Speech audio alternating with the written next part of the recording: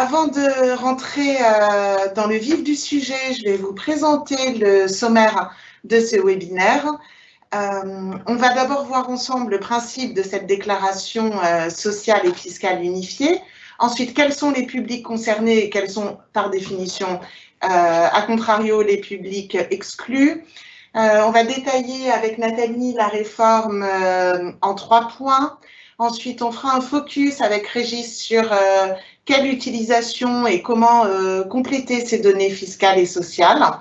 On reviendra après aussi sur le parcours de cette déclaration en ligne, comment arriver à bien enchaîner les écrans quand vous êtes sur le site impôt.gouv.fr.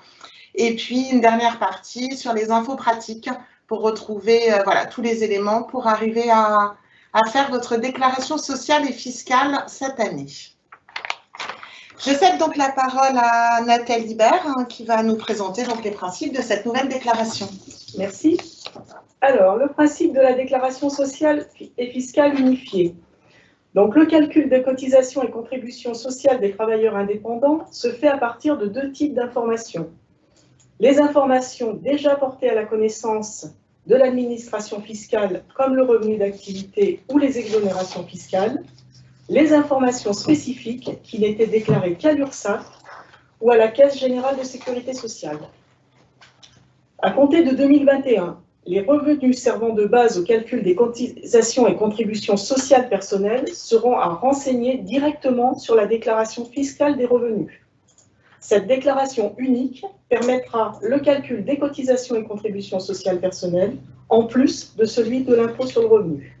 Concrètement, les travailleurs indépendants feront leur déclaration fiscale habituelle sur le site impôt.gouv.fr, à partir duquel ils accéderont à leur déclaration de revenus, qui sera complétée d'un volet social spécifique sous la rubrique « Déclaration de revenus des indépendants ». Dans les cas où la DSI était complétée par un comptable, celui-ci pourra toujours déclarer directement sur impôt.gouv ou par EDI, mais il devra compléter la déclaration sociale et fiscale unifiée dans son intégralité, les volets social et fiscal étant indissociables. Donc, à l'issue de la déclaration, l'administration fiscale transmettra automatiquement les éléments nécessaires au calcul des cotisations et contributions sociales personnelles à votre URSSAF ou CGSS, ainsi qu'à votre caisse de retraite des professions libérales, le cas échéant. Cette transmission se fera au fil de l'eau, selon un flux quotidien de la DGFiP vers l'URSSAF. Grâce à cette transmission automatique, votre URSSAF ou CGSS pourra, comme aujourd'hui, calculer le montant de vos cotisations et procéder au réajustement des échéanciers de cotisation provisionnelle et à la régularisation sur la cotisation définitive. Une seule déclaration, la déclaration de revenus réalisée sur le site impôt.gouv.fr, suffira donc pour assurer le calcul de l'impôt sur le revenu et le calcul des cotisations et contributions sociales. Un point d'attention toutefois, les liasses fiscales professionnelles 2035 pour les professions libérales et 2031 pour les artisans et commerçants ne sont pas concernées par cette fusion. Elles continueront à être remplies en amont.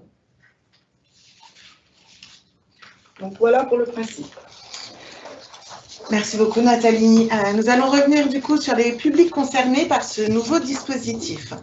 Donc, il concerne les travailleurs indépendants qui ont exercé une activité soit artisanale, industrielle, commerciale ou libérale au cours de l'année 2020, qui étaient toujours en activité à l'ouverture de la campagne de déclaration de revenus et qui sont bien sûr affiliés au régime général des travailleurs indépendants.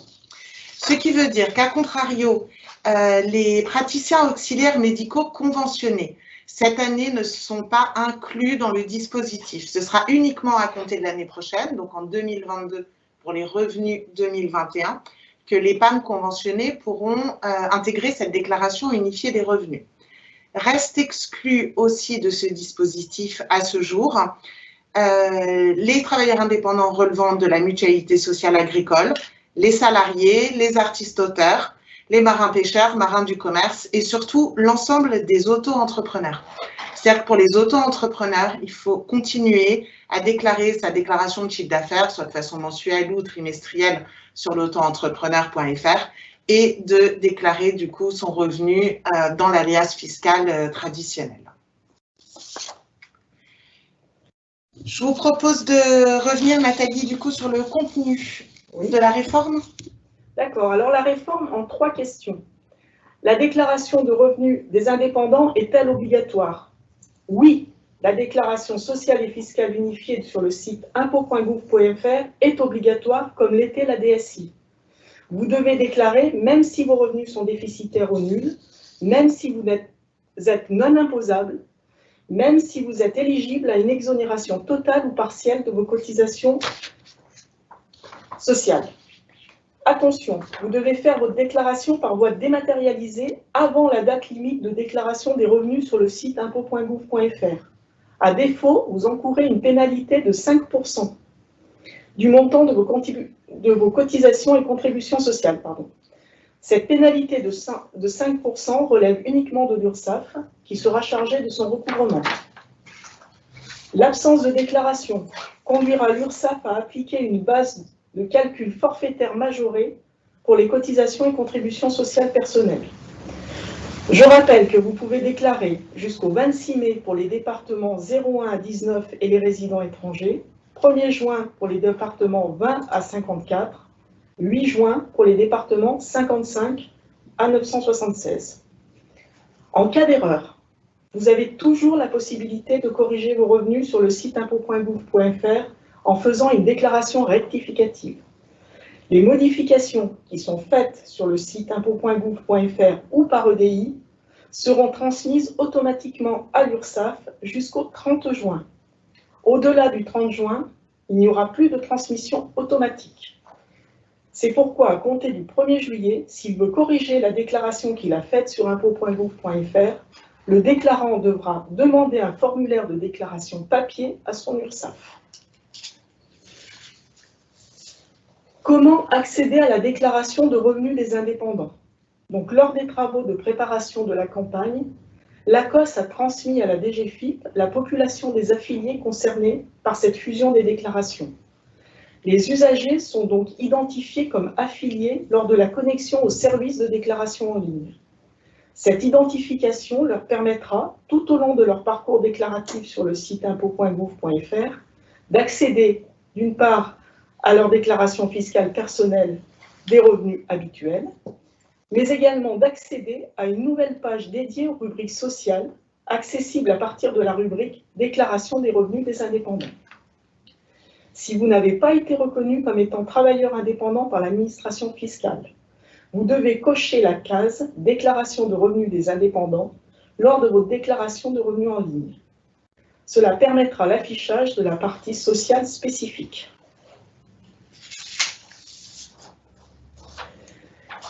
Quels sont les organismes destinataires de la déclaration des revenus des indépendants? Donc, une fois que vous aurez validé votre déclaration de revenus en ligne sur le site impôts.gouv.fr, les données fiscales et sociales figurant sur cette déclaration, qui entrent dans la base de calcul des cotisations et contributions sociales personnelles, seront automatiquement transmises par l'administration fiscale à votre URSSAF CGSS, à votre caisse de retraite des professions libérales, si vous relevez de la Caisse nationale des barreaux français ou de l'une des sections professionnelles de la Caisse nationale d'assurance vieillesse des professions libérales. Cela permettra à ces caisses de calculer et appeler vos cotisations d'assurance retraite et invalidité décès. Donc, à titre d'exemple, pour les experts comptables, les revenus déclarés sont également transmis à la CAVEC. Pour les architectes ou consultants, les revenus déclarés sont également transmis à la CIPAV. À noter que l'URSSAF n'est pas destinataire de l'ensemble des rubriques fiscales, mais uniquement de celles qui rentrent dans le calcul de l'assiette sociale, en plus des rubriques sociales spécifiques. Merci beaucoup, Nathalie. Je pense qu'effectivement, là, vous nous avez bien expliqué le contexte, comment tout ça va s'articuler.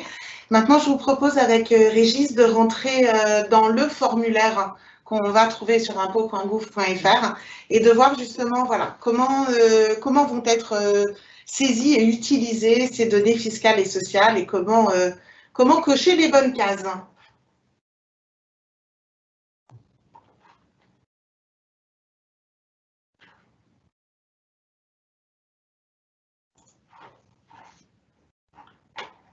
Régis, on ne t'entend pas. Je crois qu'il faut que tu mettes ton micro. Pardon, ça va mieux? Ah, c'est beaucoup mieux. Alors, on recommence. Je te redonne la parole du coup pour nous faire ce focus sur les données fiscales et sociales qu'on va trouver dans cette nouvelle déclaration. Merci Elisabeth. Donc, juste en préambule, je tiens à préciser que je ne porte pas de masque parce que je me trouve dans un bureau isolé, donc à Clermont-Ferrand. Voilà, c'était juste une petite remarque préalable. Donc, focalisons-nous maintenant sur les données fiscales et sociales de la déclaration unifiée en tant que telle. Donc, ce qu'il faut retenir, c'est que certaines rubriques, les rubriques reprises dans la base de calcul des cotisations sociales, sont pour partie certaines qui sont alimentées directement dans les rubriques fiscales, à savoir les revenus imposables relevant des bénéfices industriels et commerciaux ou bénéfices non commerciaux, tels que bénéfices, déficits, chiffre d'affaires et recettes, les plus ou moins values à court terme, les exonérations fiscales et la rémunération des gérants de sociétés et des agents généraux d'assurance. Dit autrement, lorsque ces revenus sont renseignés dans les rubriques fiscales, elles seront directement transmises sans saisie complémentaire dans d'autres rubriques à l'URSSAF, dont relève le cotisant. Donc, si on illustre cet exemple donc juste le slide suivant, pardon. Donc le slide suivant, donc pour une activité de vente relevant du régime réel, on voit bien que dans l'ancienne déclaration sociale des indépendants, donc il y avait une rubrique bénéfice matérialisée par une couleur verte, une rubrique déficit par une couleur bleue et des revenus exonérés, voilà, dans le cas de figure qui trouverait à s'appliquer, donc on trouve bien le pendant et l'équivalent dans la déclaration fiscale 2042. Donc on a mis un code couleur un petit peu pour guider.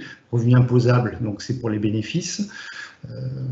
Les déficits, la rubrique en bleu, ou les revenus exonérés sur les colonnes, sachant donc qu'il y a une notice auquel il convient de se reporter pour trouver toutes les précisions utiles de quelle est la case à alimenter.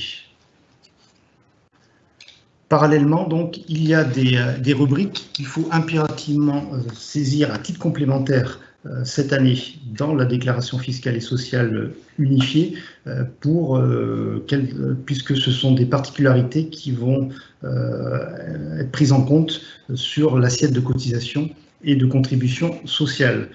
Donc, on retrouve dans ces catégories-là à saisir de manière particulière les dividendes, les cotisations sociales obligatoires, les cotisations facultatives Madelin, certains revenus liés à l'activité de praticiens auxiliaires médicaux, remises évitant de tabac, revenus étrangers.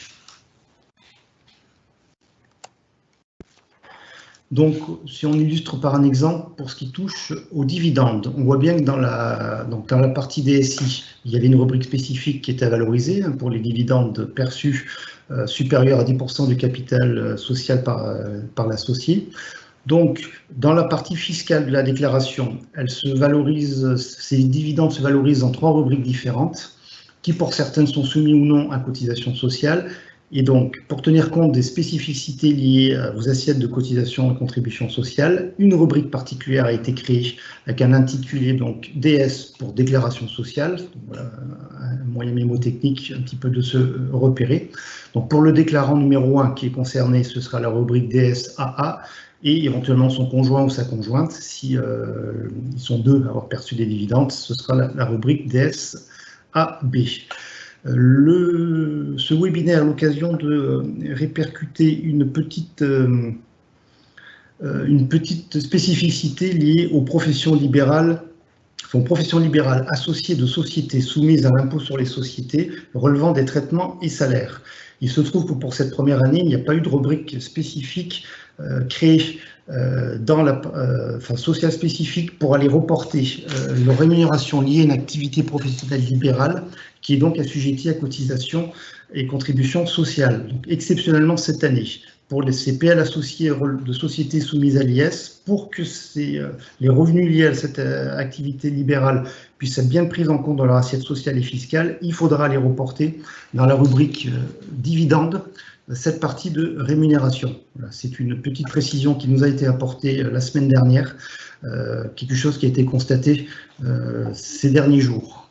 Donc une communication particulière va notamment être faite à l'ensemble des experts comptables sur ce point. Donc si on poursuit, pour les cotisations facultatives Madelin.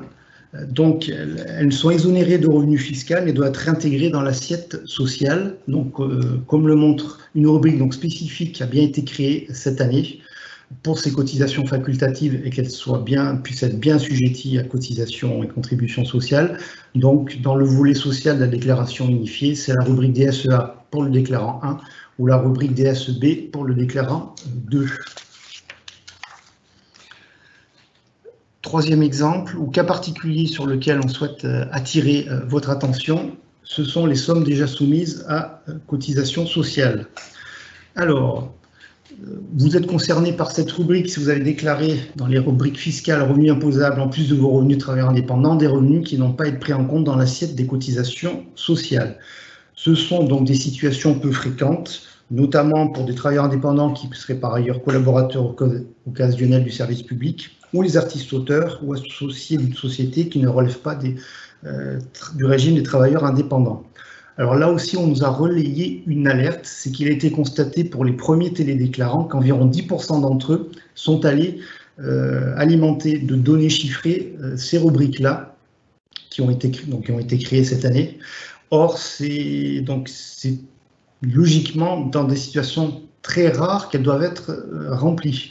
Donc, un mail de sensibilisation a été adressé à tous les premiers déclarants qui ont valorisé un chiffre dans ces cases-là, pour leur demander d'aller vérifier si c'est bien à juste titre qu'ils l'ont fait. Et un pavé de sensibilisation a été rajouté d'ailleurs sur la déclaration en ligne. Donc, vous avez tout à fait le loisir de retourner sur la déclaration pour ceux qui l'ont déjà faite et qui auraient alimenté de chiffres ces données pour vérifier que c'est bien à juste titre qu'il a été valorisé des sommes déjà soumises à cotisation sociale et qu'il ne s'agit donc pas d'une erreur.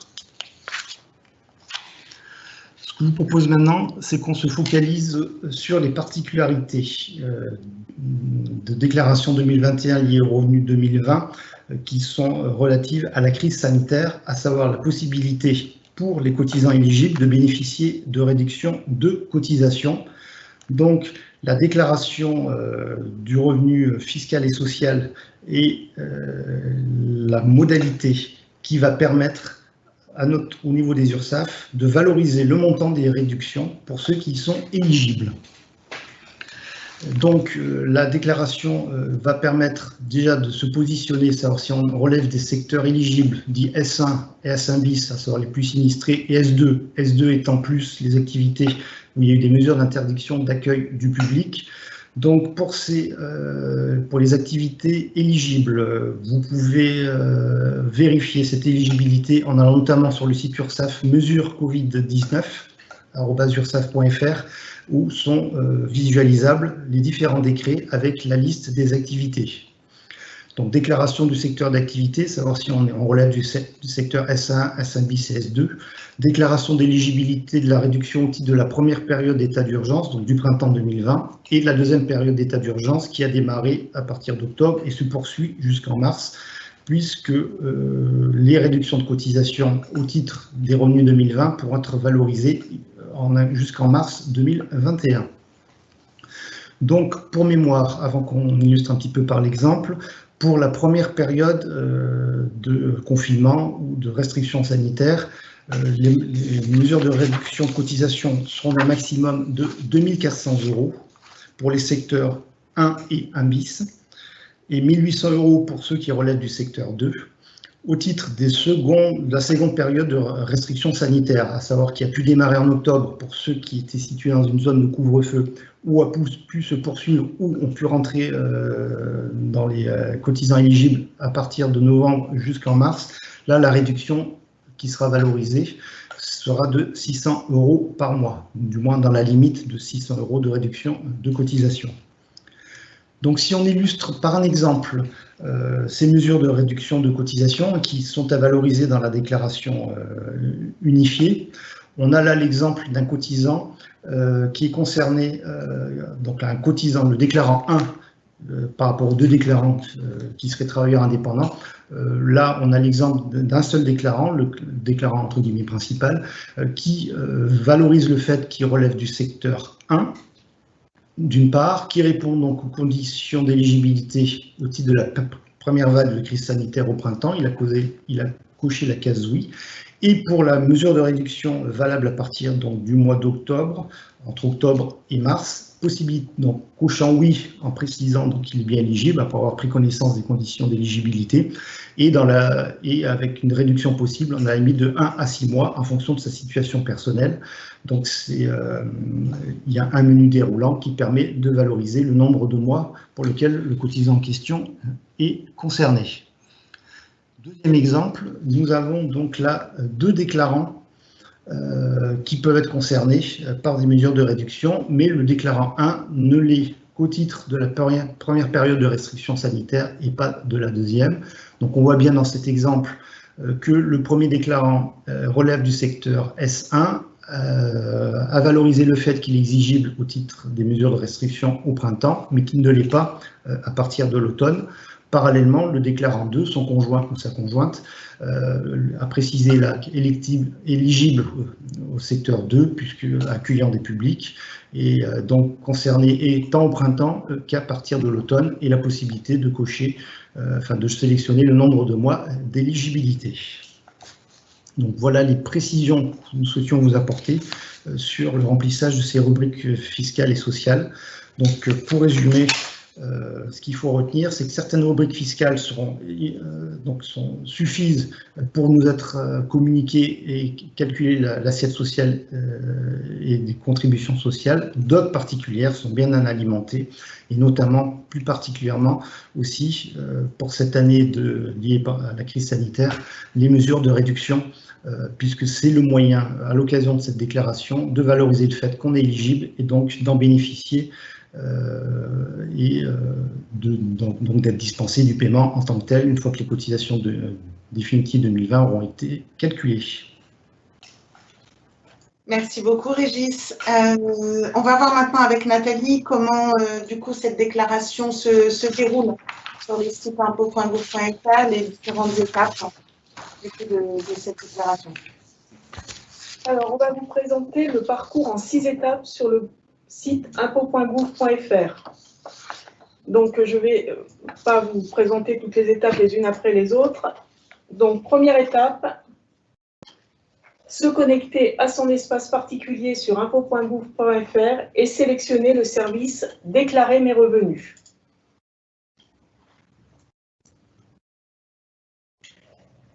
On peut avancer le diapo d'une diapo peut-être?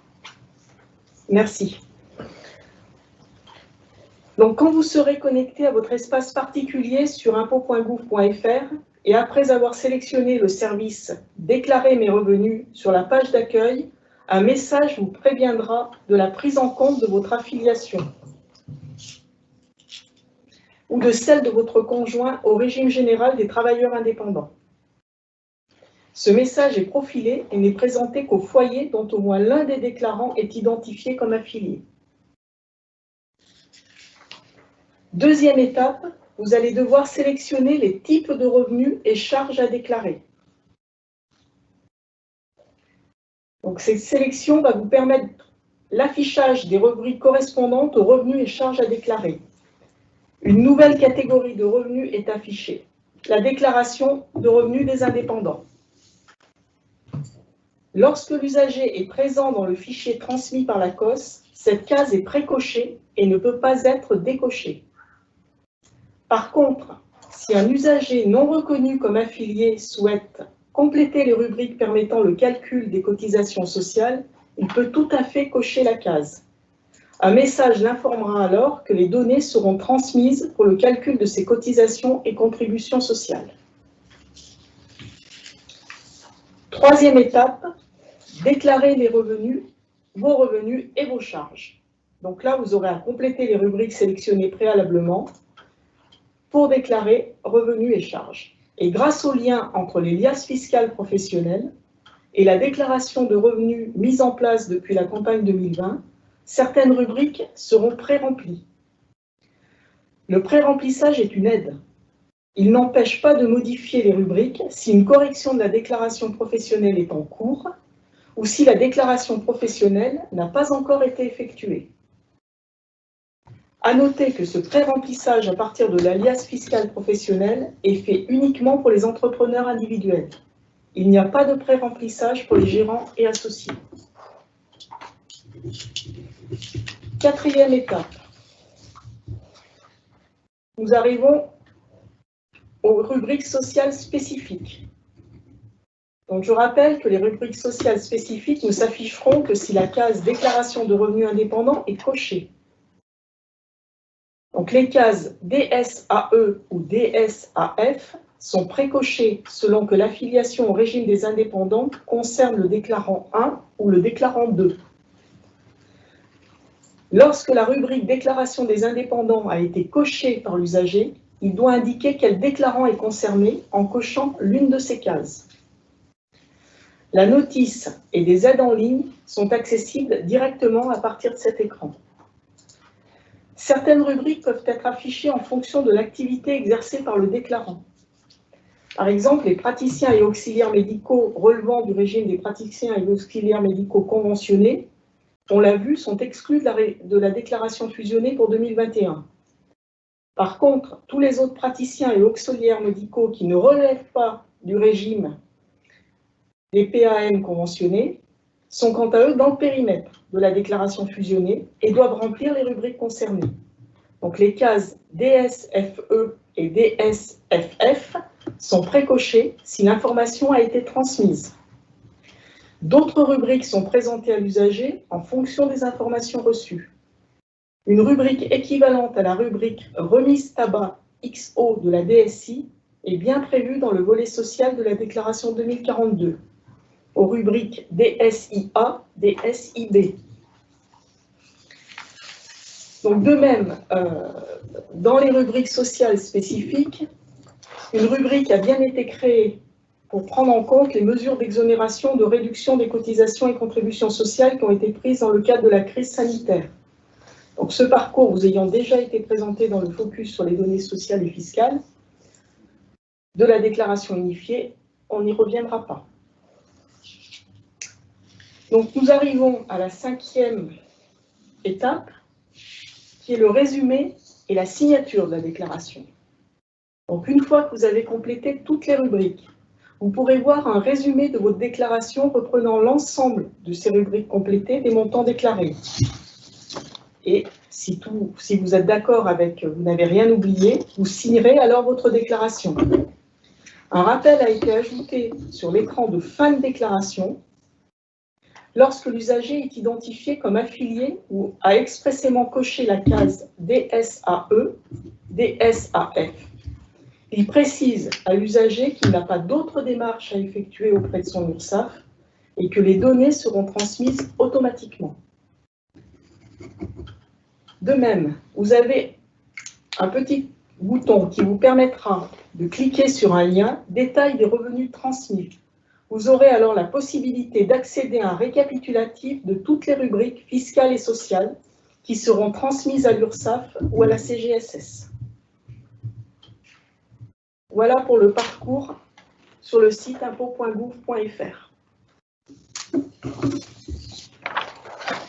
On va revenir sur quelques informations pratiques. Alors, je ne vais pas redétailler les dates de clôture de déclaration.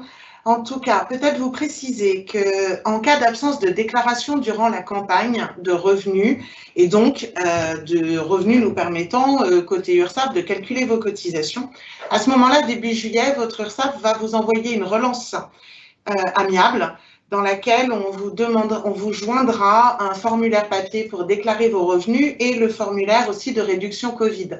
Donc, pour les personnes qui n'auraient pas télédéclaré, du coup, à ce moment-là, vous pourrez compléter les 2 documents et les retourner à votre URSSAF pour que les données soient intégrées. Vous précisez aussi, bon, les dates, on en a parlé tout à l'heure, hein, donc jusqu'au 30 juin, vous pouvez effectuer vos modifications en ligne. À compter du 1er juillet, en revanche, il faudra revenir vers votre URSSAF, pour faire toute rectification du coup sur le formulaire que vous auriez pu compléter préalablement. 2 numéros de téléphone sont mis en service durant la durée de cette campagne. Donc, jusqu'à la clôture de la campagne, il faut appeler le 0809 401 401, qui est un numéro de la DGFiP, et à compter ensuite du 1er juillet, du coup fermeture de la déclaration, il faudra contacter son URSSAF au 0806 804 223. Pour mémoire, quand vous faites le numéro de la DGFiP, vous avez un choix dédié pour les travailleurs indépendants. Ensuite, vous retrouverez donc sur le support donc l'ensemble des liens utiles pour effectuer vos déclarations, retrouver toutes les infos qu'on a pu vous donner aujourd'hui. Ce replay, avant de prendre vos questions, mais le replay sera disponible sur la chaîne YouTube des URSSAF Auvergne-Rhône-Alpes et on vous joindra aussi le diaporama qui a été présenté aujourd'hui, comme ça vous aurez à la fois la vidéo et à la fois le diaporama. Donc ça doit répondre à quelques questions où effectivement on nous demandait comment retrouver tous ces documents. Donc sur notre chaîne YouTube, les URSSAF Auvergne-Rhône-Alpes. Je regarde si vous avez… Alors, au fur et à mesure, on avait deux modérateurs qui ont répondu au fur et à mesure à vos questions en direct. Et là, effectivement, les questions étaient comment avoir le document. Donc, vous aurez absolument tout, du coup, sur la chaîne YouTube. On vous proposera le réseau du recouvrement va vous proposer mi-mai, on vous fera suivre une invitation, un webinaire dédié à la reprise du recouvrement et à l'envoi des plans d'appurement et de tout le plan d'appurement et le calcul de des régularisations débitrices ou créditrices. Donc, on va faire un webinaire national dédié à ce sujet-là courant mai. Donc, on vous adressera une invitation puisque, en tout cas, côté URSSAF, c'est la vraie question que vous vous posez maintenant. C'est une fois mes revenus intégrés, mes cotisations vont être calculées, à la fois mes provisionnels, à la fois ma régule de l'année antérieure. Donc, c'est un sujet qui vous soucie pour certains beaucoup, on le sait, les plans d'appurement sont en train d'être faits, ils vont être adressés au fur et à mesure où les revenus vont être chargés, puisqu'on ne l'a pas dit, mais on a des liaisons quotidiennes, au fil de l'eau. Donc, quand vous déclarez, le revenu est intégré, l'URSSAF le récupère, calcule du coup toutes vos données sociales, et ensuite, on va vous adresser ces plans en vous proposant voilà, un échéancier que vous pourrez renégocier si besoin en prenant contact avec votre URSSAF. Du coup, voilà, on vous enverra cette invitation. On relaiera Régis Bossez et moi-même du coup auprès du réseau des partenaires, puisque là, ça va être un sujet assez conséquent.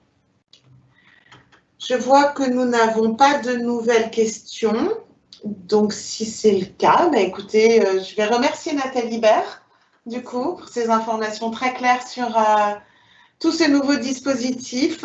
Régis, merci beaucoup. Et puis, j'espère vous retrouver du coup pour notre prochain webinaire courant mai. Merci beaucoup.